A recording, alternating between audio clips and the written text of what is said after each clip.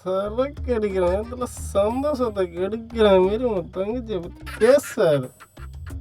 ஒரு சமந்தாவை பற்றி பேசு, இல்லை திருசனை பற்றி பேசு, அதை விட்டுட்டு மூதையை பற்றி பேசாது. நல்லா படிச்சு வேலைக்கு போற பிள்ளைய பிடிச்சி உன் தலையில கட்டி வச்சான் பாரு, எங்களை செருப்பால் அடிக்கணும்.